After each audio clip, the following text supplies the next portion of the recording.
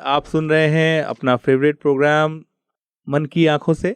हम बात कर रहे थे श्रुत लेखक के विषय पर, स्क्राइब के विषय पर, यानी कि एक महत्वपूर्ण विषय हमारे दिव्यांग साथियों के लिए। हमारे साथ हैं अली असगर बोरा।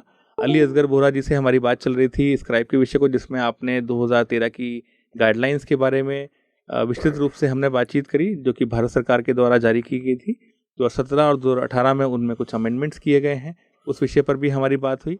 हमारी बातचीत चल रही थी कि किस प्रकार की चुनौतियां दिव्यांग साथी लेते हैं। आइए अब हम सुनते हैं आगे की बातचीत। अली भाई, आपका स्वागत है हमारे कार्यक्रम में। Thank you so much. इसमें कहना चाहूँगा कि आपने जैसा बताया कि 2013 से पहले वो स्थितियां थी कि जिसमें ये था कि भाई आप परीक्षा दें ही नहीं। हाँ, ऐसी सिचुएशन क्रिएट कर दी गई थी। वो सिचुएशंस क्या थी? चलिए आप मेरा एग्जांपल ले लें।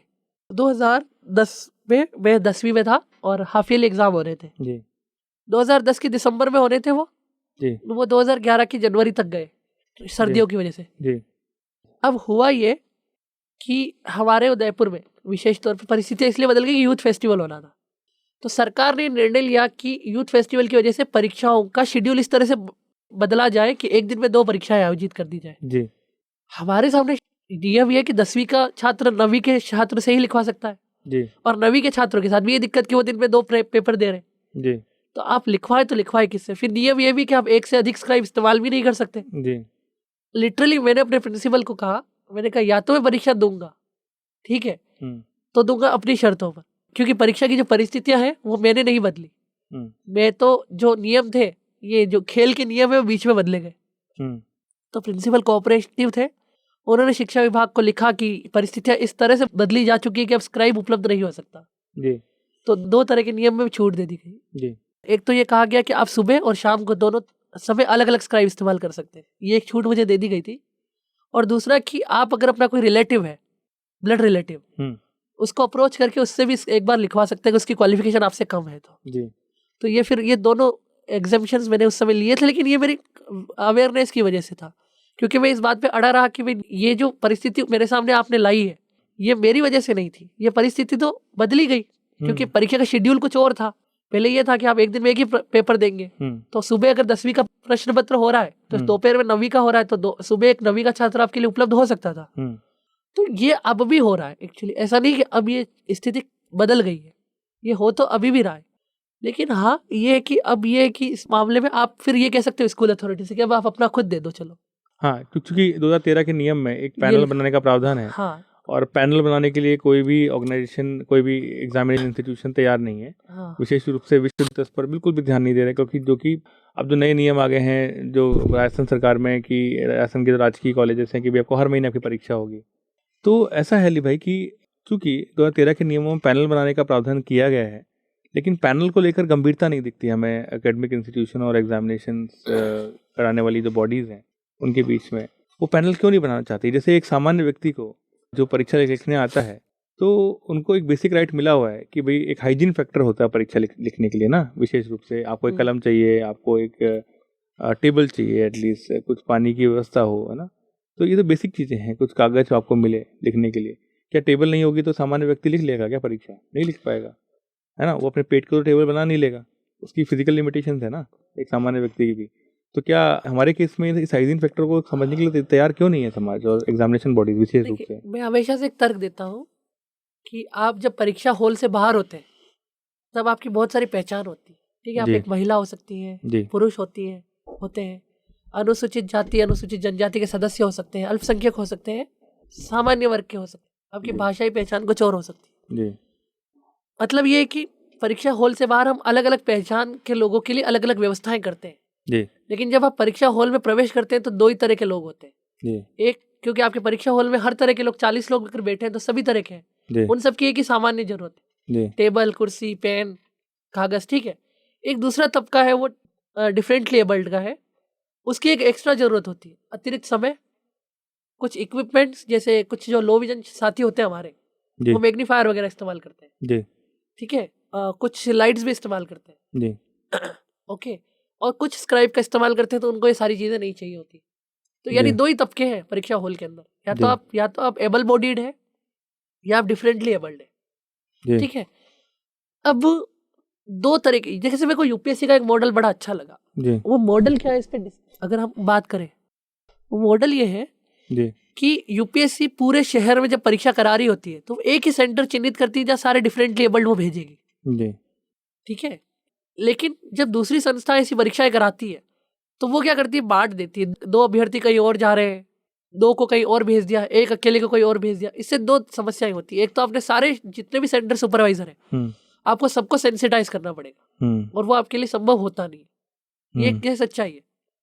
आपको एक छोटा सा एग्जाम्पल देता हूँ। अभी एक परीक्षा थी, नाम नहीं बताऊँ परीक्षा का तो मैं, लेकिन पर इतना बताऊँ, एक परीक्षा थी और एक संस्था ने नियम जारी किए, वो नियमों की बुकलेट भेज दी ठीक है। अब ये हालत है कि केंद्र अधीक्षक उस बुकलेट को पढ़ता तक नहीं है, उसको जाके बताना पड़ता है कि भाई मैं तो अपने साथ अपने आदेश की कॉपी लाया हूँ, तुम भी अपना आदेश तो देख। मतलब देखो अपने आदेश को देखो। हाँ, हमारे अपने साथी जो है वो मतलब ये कह रहे हैं उनको कि भाई आप सर एक काम करिए, अगर आपसे नहीं बन पाता है तो आपके कुछ उच्चाधिकारी तो होंगे, आप उनसे बात करिए। मेरे एक साथी ने खुद उच्चाधिकारी को फोन लगा के और एक स्कूल के प्रिंसिपल से बात करवाई कि सर ये मान नहीं रहे, आप तो बात करके देखो, आपको ये कॉल करेंगे नहीं हो और मैं आपको कॉल करने को बाध्य हूँ। जब उससे बात हुई तो मेरा साथी नरेट करता है कि उसके बाद वो अपने प्रिंसिपल अपने जूनियर्स पे भड़कता है, भड़कते हुए कहते हैं ये आदेश की कॉपी मुझे किसी ने दिखाई क्यों नहीं। ये कि उन्होंने नहीं दिखाई, हम इंसिस्ट कर रहे हैं, आप तब भी नहीं देखने को तैयार हो, तो शायद आपके जूनियर्स ने भी किया होगा, आपने नहीं देखी होगी, हो सकता है, संभव है जी, निश्चित रूप से। हम इंसिस्ट कर रहे हैं तब आप नहीं देख रहे हो, आप बात तक करने को तैयार नहीं उच्चाधिकारियों से, क्योंकि आपको लगता है कि मैं क्यों बात करूं जब मैं सही हूं, आपको गलत साबित होने का भय है। ठीक है, अब ये है दिक्कत। लेकिन जब यूपीएससी का मॉडल हम फॉलो करते हैं उसमें देखते हैं एक केंद्र अधीक्षक को इंस्ट्रक्शन भेजे जाते हैं सिर्फ डिफरेंट लेबल से रिलेटेड, उसको पता है सारे ही डिफरेंट लेबल डाले मेरे सेंटर पे, तो उसी तरह से प्रिपेयर होकर रखते हैं। ये एक बहुत बेहतरीन तरीका है, आप इसी उपाय पर चल सकते हैं जी। उससे ये भी अच्छा, उससे ये होता है ना कि कलेक्टिव बार्गेनिंग भी हो सकती है। कैसे कि 10 अगर डिफरेंटली 10 हमारे विजुअली इम्पेयर्ड साथी अगर एक जगह हैं तो उन्हें सेंस ऑफ सिक्योरिटी होती है कि चल बुरा होगा तो सबके साथ होगा, सब मिलके लड़ेंगे। एक अकेला छात्र इससे अच्छा, इससे डिस्क्रिमिनेशन भी बढ़ता है अगर आप अलग अलग जगह देते हो ना सेंटर, कि एक सेंटर में सेंटर सुपरवाइजर बहुत सॉफ्ट है, लिबरल है, तो वो विजुअली इम्पेयर्ड से कहेगा कि ठीक है चल तेरे लिए मैं रूल्स में रिलैक्सेशन देता हूँ पर तू किसी को बताना मत, ठीक है। दूसरा बहुत स्ट्रिक्टली होगा, जो रूल एक्चुअली है वो भी नहीं मानने को तैयार होता है। तो एक मेंटल स्ट्रेस होता है आपको एग्जाम से पहले। अब पैनल क्यों नहीं बन रहे, इस पे आते हैं ना जी।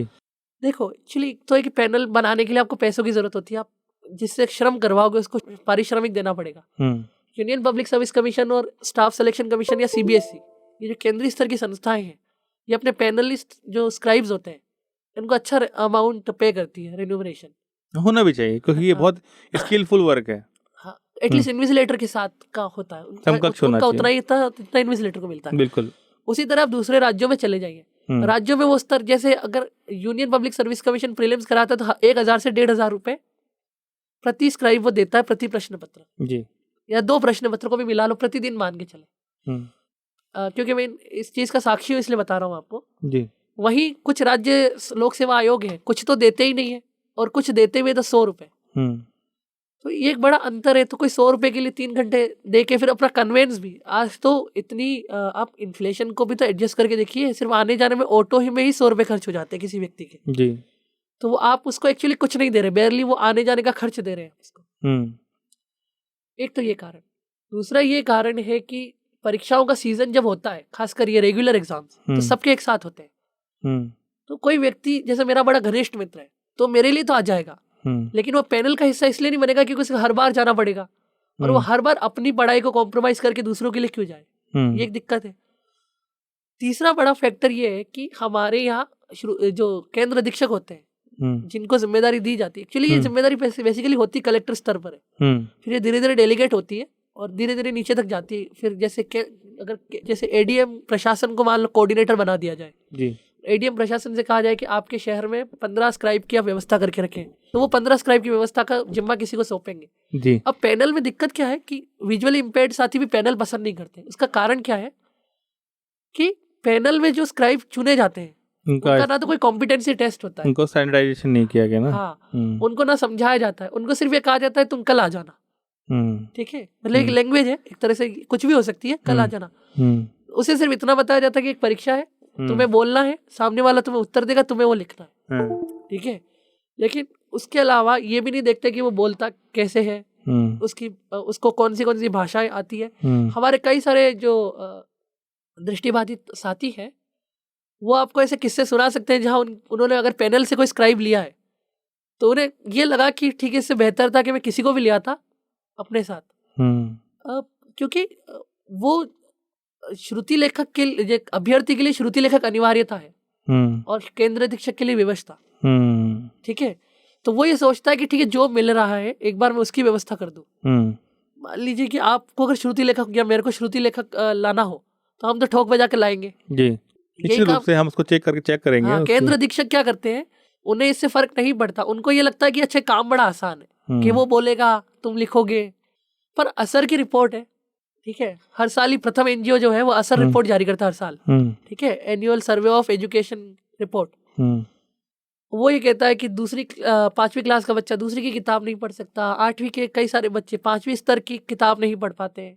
तो आप ये उम्मीद करते हैं कि पीजी लेवल का एग्जाम आप 12th 11th स्तर के बच्चे से करवा लें, तो ये संभव नहीं है। लेकिन ये पैनल में ऐसे बच्चे रखे जाते हैं। तो ये तो डेटा है ना। आप ये कह सकते हैं कि सामने वाला पूर्वाग्रह से बात कर रहा है कि नहीं, मेरा श्रुति लेखक जो पैनल में आएगा वो सिर्फ खराब ही हो सकता है। ये नहीं है, ऐसा है, अच्छे होते हैं। लेकिन मैं कह रहा हूँ कि वो भी अच्छे किस्मत से होते हैं, उनका कॉम्पिटेंसी टेस्ट नहीं है। वो आपकी किस्मत है कि आपका कई बार क्या होता है, जैसे श्रुति लेखक से पूछा जाता है, कई बार हमारे यहाँ भी ऐसा होता है कि कई सेंटर आया तो टीचर पूछता है अपने यहाँ ब्रिलियंट बच्चा कौन है, बेस्ट बच्चा कौन है, तो बुलाया जाता है कि भाई तुम्हें श्रुति लेखक बनना है। अब वो मना ही कर दे तो आप क्या करें, क्योंकि आप बाध्य तो नहीं कर सकते ना किसी को। फिर वो 4-5 बच्चे और देखते हैं, सभी मना कर रहे हैं, कोई एक बच्चा, क्योंकि उन्हें तो करना है किसी एक को पैनल में शामिल, फिर वो तो करेंगे किसी को भी। फिर उसके बाद वो मैटर ही नहीं करता कि आप किसे शामिल कर रहे हैं। और सबसे महत्वपूर्ण बात यह है कि अली भाई, इसका इतना महत्व है कि आज आप और मैं जिस मुकाम पर हैं उसके पीछे हमारे श्रुति लेखक की अथक मेहनत है। बिल्कुल, उन लोगों ने बहुत मेहनत की है हमारे साथ। 3-3 घंटे लगातार परीक्षा को लिखना एक छोटा टास्क नहीं होता है। खैर, लेकिन अली भाई, जो पैनल की बात हमने कर ली, डेफ एंड म्यूट साथियों के लिए भी कुछ इन नियमों में कुछ प्रावधान किए गए हैं, वो नियम क्या है? डेफ एंड म्यूट जो साथी है बेसिकली उनके लिए तो ये है कि उन्हें कंप्यूटर, एक तो खैर उन्हें श्रुति लेखक वगैरह की तो आवश्यकता नहीं पड़ती है, और श्रुति लेखक एक्सेसिबिलिटी को लेकर उनके प्रावधान वैसे नहीं है जैसे डिफरेंटली एबल्ड के लिए या लोकोमोटर डिसेबल्ड के लिए है, जो श्रुति लेखक का इस्तेमाल करते हैं। श्रुति तो उनके लिए श्रुति लेखक से रिलेटेड तो कोई नियम है नहीं। उनकी एक्चुअली अध्ययन पद्धति भी अलग है, साइन लैंग्वेजेस से वो पढ़ते हैं। उनको लैंग्वेजेस में छूट है। हाँ, तो उनको उसमें, हाँ, वो आप भाषा इस आधार पर तो उनको कोई काम नहीं है।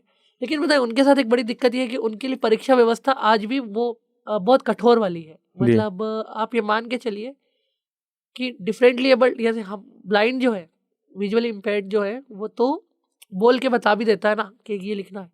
उनके लिए सिर्फ पेन एंड पेपर एग्जाम उन्हें खुद ही करना होता है, और उन्हें साइन लैंग्वेजेस में करना होता है कई चीज़ों को, क्योंकि जो हमारे हियरिंग इम्पेयर्ड साथी होते हैं उन्होंने उनकी श्रवण शक्ति नहीं होने के कारण उनके साथ ये बड़ी दिक्कत है।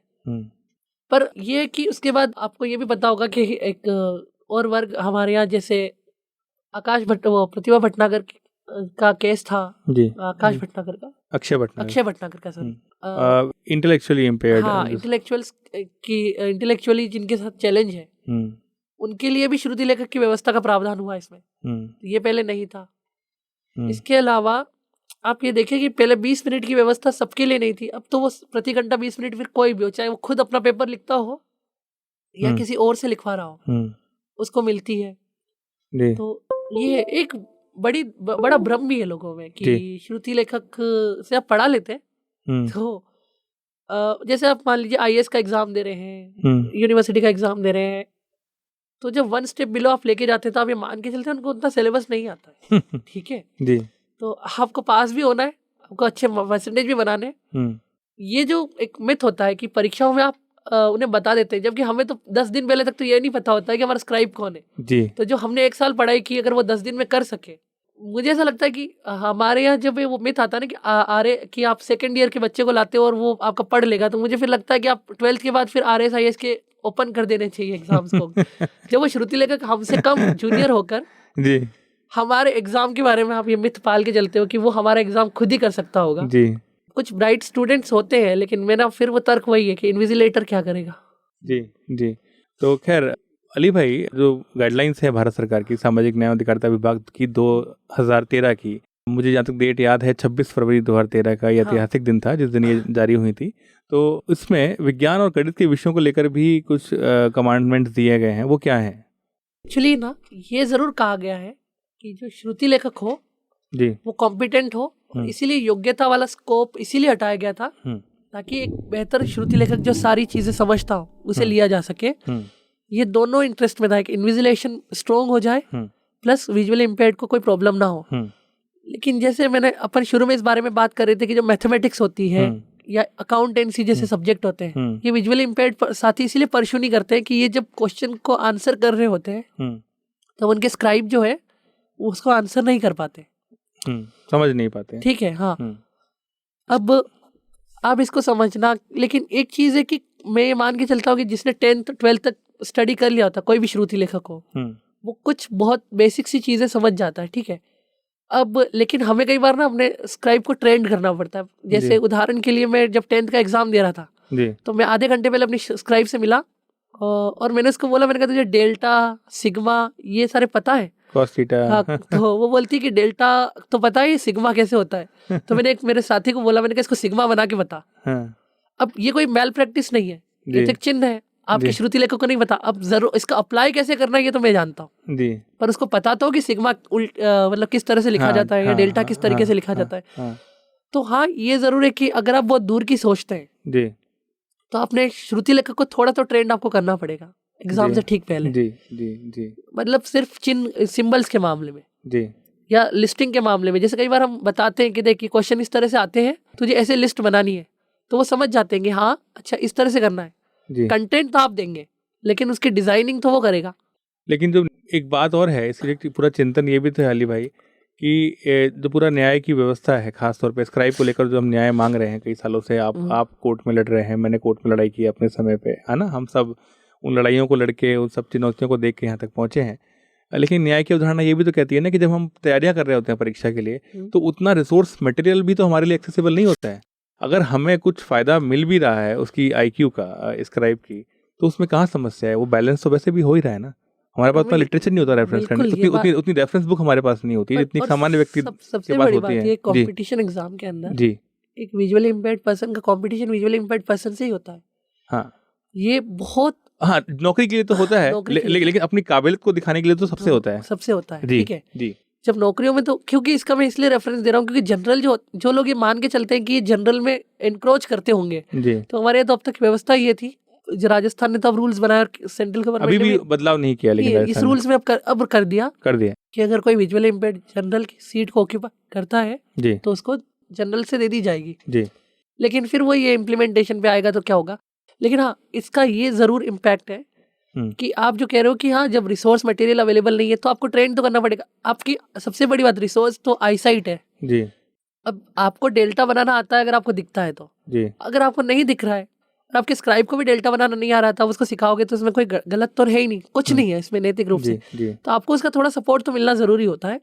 अदरवाइज आप कम्पीट, क्योंकि आप ये मान के चलिए कि जो जितना मटेरियल एक एबल बॉडीड के पास अवेलेबल है उसका 10% भी तो विजुअल इम्पेयर्ड के पास नहीं है, क्योंकि वो ऑडियो में रिकॉर्ड करवाता है तो वो अपना पैसा खर्च करता है, उसमें काफ़ी रिसोर्स लगता है जी। और जैसा कि इसके प्रति अवेयरनेस नहीं है, लाइब्रेरीज कोई डेवलपमेंट इस पर नहीं कर रही है, हॉस्पिटल तैयार किया जाए नेत्रहीन व्यक्तियों के लिए, ऐसा कुछ ऑर्गेनाइजेशंस कर रही हैं, जैसा कि अजमेर में रिकॉर्डिंग क्लब कर रहा है, लेकिन इसके अतिरिक्त कोई और ऑर्गेनाइजेशन देश में NFB ने भी कुछ किया है, लेकिन वो सब नेत्रहीन संस्थाएं ही हैं जो कर रही हैं, जो सोच रही हैं। बाकी सामान्य रूप से तो दूसरे जो सामान्य विद्यालय, महाविद्यालय, विश्वविद्यालय, इनका ऐसा कोई कॉन्ट्रीब्यूशन अभी नहीं आया है।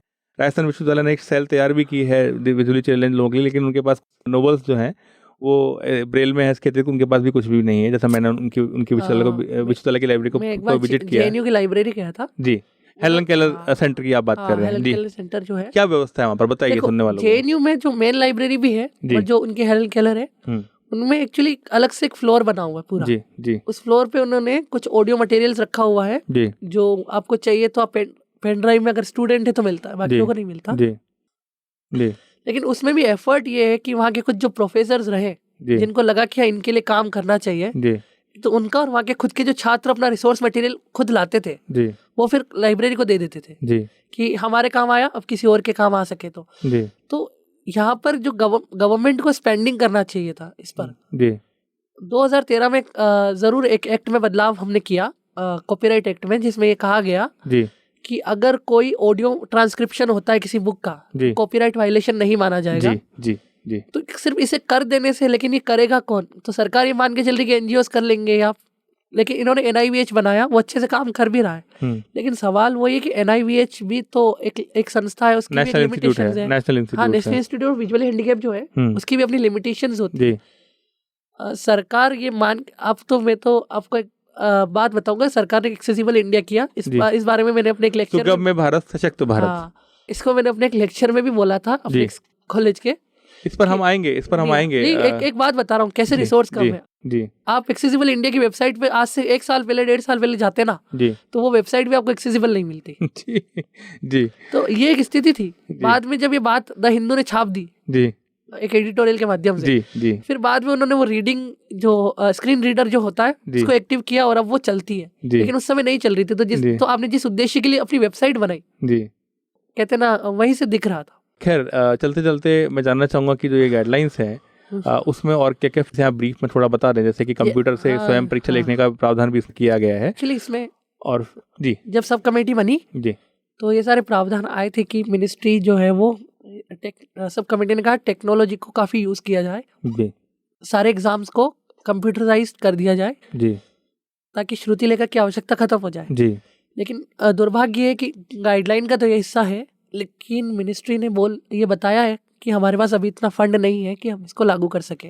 जी, यूपीएससी और एसएससी ने जो अपने सबमिशंस दिए थे कमेटी को, जी, ड्राफ्ट रूल्स पर, क्योंकि सब कमेटी ने ड्राफ्ट रूल्स बनाए थे, जी, उसके साथ में उन्होंने कमेंट्स भी लिखे थे यूपीएससी और एसएससी के। जी, इन दोनों ही संस्थाओं ने कहा अगर मिनिस्ट्री हमको रिसोर्स अवेलेबल करा देगी हम इसे लागू करने को तैयार है। जी, लेकिन दिक्कत ये है कि जिस नोडल एजेंसी को रिसोर्स उपलब्ध कराने हैं उसने अभी पहल नहीं की, उसने मना कर दिया। एक्चुअली आप इसको चाहे आप इसको कहते हैं ना, इन अ डिस्गाइज्ड नो है ये। जी, ठीक है, इसको नो घुमाकर बोला रिसोर्स उपलब्ध नहीं है का मतलब सीधा है कि नहीं कर सकते। जी, खैर, इन सारे प्रावधानों पर हमने बात करी, लेकिन चलते चलते मैं अंतिम कमेंट चाहूँगा। मैं भी अपना ओपिनियन देना चाहूँगा। मुझे ऐसा लगता है कि बहुत कुछ हुआ है, स्थितियाँ बदली हैं पहले के मुकाबले, और पिछले 10 सालों में मैंने जो भी दरवाजे को आधा खोला है, दरवाज़ा भी पूरा खुलना बाकी है, और इसमें बहुत सारे विजुअली इम्पेयर्ड साथी पढ़ लिख के आगे भी आए हैं।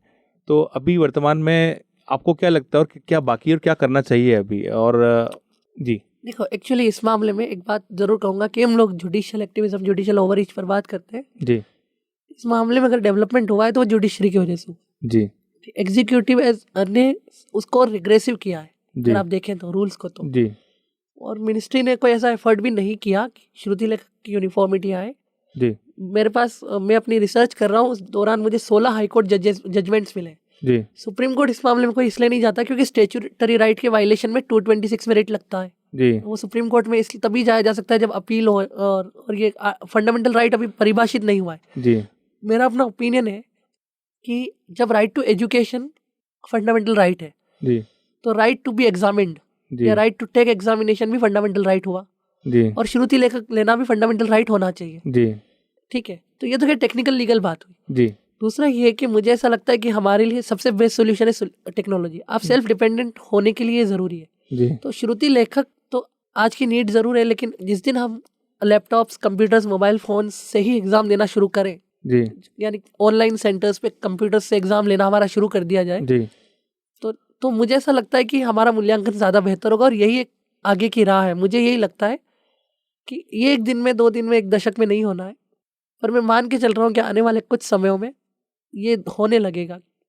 ठीक है, इस पॉजिटिव बात से हम अपनी बात को शायद हम अंत करेंगे, और पॉजिटिविटी से ही इंसान आगे बढ़ता है, और पॉजिटिविटी की वजह से भी आज आपने एक अच्छा मुकाम हासिल किया है, और पॉजिटिव रहेंगे ही तो ही इन नियमों में भी बदलाव आएगा। हम इन नियमों को अब और अच्छे से एनफोर्स कराने की कोशिश करेंगे, चाहे वो जुडिशरी के माध्यम से हो, चाहे वो एग्जीक्यूटिव के माध्यम से हो, लेकिन संसद से लेकर सड़क तक, जो जैसा कहा जाता है, हम लोग अपने स्ट्रगल को जारी रखेंगे, और निश्चित रूप से इस क्राइम को लेकर जो स्थितियाँ हैं वो बदलेंगी और बेहतर होंगी।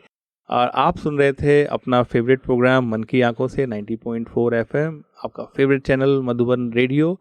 सुनते रहिए, मुस्कुराते रहिए, और आप कुछ कहना चाहते हो तो हमें कह सकते हैं हमारे ईमेल आईडी पर info@radiomadhuban.in पर। फिर मिलेंगे ऐसी ही किसी शख्सियत के साथ। अली भाई, आप हमारे स्टूडियोज़ में आए, बहुत बहुत शुक्रिया। शुक्रिया आपका भी, बहुत बहुत शुक्रिया मुझे बुलाने के लिए। जी, जल्दी ही मिलेंगे श्रोताओं, फिर से ऐसी ही किसी जानकारी के साथ, ऐसे ही किसी कंट्रोवर्शियल विषय पे, दिव्यांगता के किसी नई जानकारी को लेकर। सुनते रहिए, मुस्कुराते रहिए।